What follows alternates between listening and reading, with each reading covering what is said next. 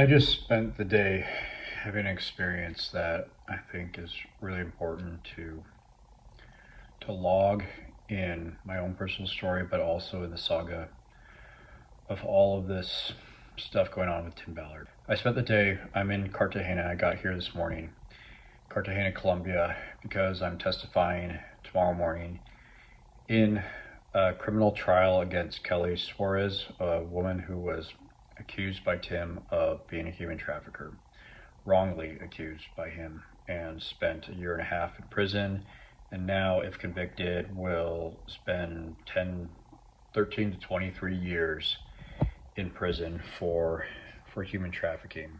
Why am I here? Well, I'm a witness in this case. I wasn't there for the raid in Cartagena. Never been to Cartagena, but the circumstances that led Tim here, my testimony paints a picture on where the evolution of his film projects led and what his motivations were, and that's important for this case. I'm not going to go into details about that, but what I think I want people to understand is I spent the whole day today just really stressed out that something was going to happen to me, that Tim was going to come after me.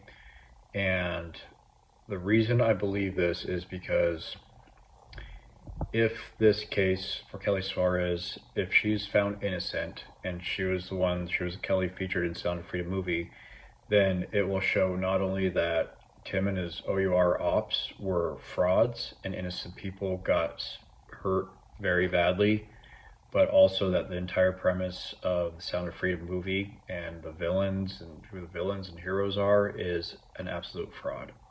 That $250 million grossed movie is an absolute fraud and nothing more than a fraudulent lying propaganda, money-making machine for Tim to raise money, to keep doing things that hurt other people.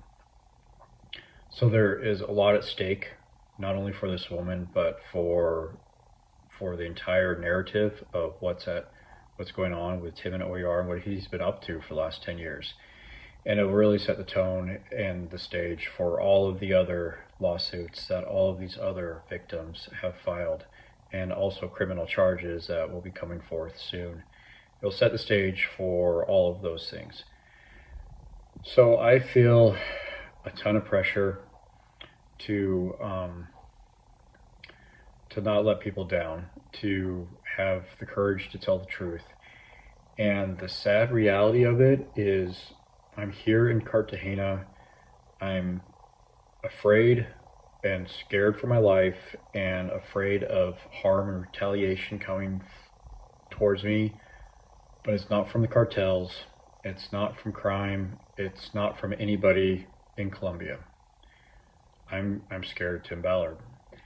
I'm scared of his anger and his vitriol and his character assassination attempts, and I don't know that he's not capable of violence. And that scene might seem dramatic and like an over paranoid statement, but you have to understand this. Tim's personal spiritual leader is Tom Harrison. He's expressed that to me personally, and it's no secret that Tom Harrison has been involved in OUR. He's on the payroll. Tom Harrison was also the spiritual leader and guide for Lori Vallow and Chad Daybell. And those people chose to murder their spouse and Lori's children. So what is Tim capable of? He has the same track record and influences, in addition to ketamine-fueled drug rants and visions that are either by him or by his psychic Janet Russin. I fear that he's capable of just about anything. And in his last interview that he did just a couple weeks ago, he even quoted the saga of Nephi and beheading Laban in the Book of Mormon, a scripture he's very familiar with. And the person who was interviewing him stated that use that scripture as an example also.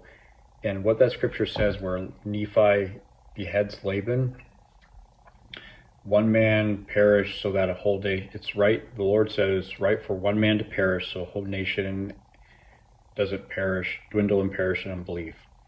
What it's saying is that it's okay to behead and kill somebody if it's for the greater good. And Tim has created this fantasy world in which he is part, in his mind, and what he wants all of his followers to believe, that he is part of the greater good, fighting the pedophile traffickers. And because of that, anybody that opposes him or stands in his way is supporting pedophilia and human trafficking and suffering kids. And he does not commit any wrongdoing in his own mind. He doesn't want anybody to think that he's committing any wrongdoing if we just focus on the greater good that he's doing. So I know what his religious beliefs are. I know that he uses that scripture to justify his actions. And that scripture calls for the justification of violence, of beheading somebody for the greater good. And with that scripture in his head, he just reissued his testimony, reasserted just in a couple weeks ago in this interview that he'll never deny the Book of Mormon. He'll never deny Joseph Smith. He believes in that scripture. He believes in the Book of Mormon. And he is also led by Tom Harrison, the spiritual leader of Chad and Lori Daybell, that went on a total murdering spree. So you put these dots together and people are scared, including myself. I am not comfortable here doing this. I am not comfortable being here. I was not comfortable coming here, but I know what's at stake, and what's at stake is he needs to be stopped. He needs to be stopped, and the truth needs to be out there so that people can know what this guy is really about, and the fraud that has been perpetuated for 10 years with the money of well-intended donors, with the support of church leaders and media figures and law enforcement agencies. It all has been done for this fraud of Tim Ballard. That is Tim Ballard. And so this case is big. It's bigger than myself. There's a lot of women and other victims that have been suffering. And I feel like it's worth taking the risk of putting my safety on the line. And I'm not trying to say I'm like some hero or courageous or anything. What I'm doing this for is because I want those that are out there that know something and are afraid to come forward to know that, yeah, I hear you. It's scary. I'm in a place where I'm scared too. The women that filed the lawsuits, they're scared too. What does that tell you about Tim Ballard? That should tell you everything, that some of his most loyal supporters are now fearful of him, that he's going to retaliate in some violent, vicious way. That should tell you everything you know about him. But what I really want others to take away is that, yeah, it's scary and you got nothing to gain by opposing him and bringing your testimony forward, but it's the right thing to do. And if enough of us do it together, then we are way stronger than he is. Way stronger. And the more voices that get lent to this cause to reveal the truth of what's going on, the stronger the case becomes. And the bully that has intimidated at least half a dozen of my friends and threatened them, he goes away. His power is diminished, and his threats will be empty and hollow when enough of us stand up to him. So that's just what I'm feeling. That's just what I wanted to get out there and share. And I really hope that what the women did for me that came forward with the lawsuits, their courage inspired me to get involved.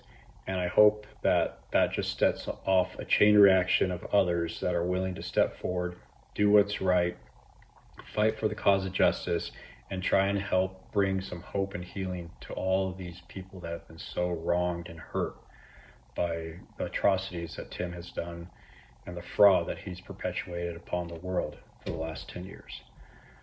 So take that for what it is. Let that simmer in your heart, and hopefully some good things will come from it.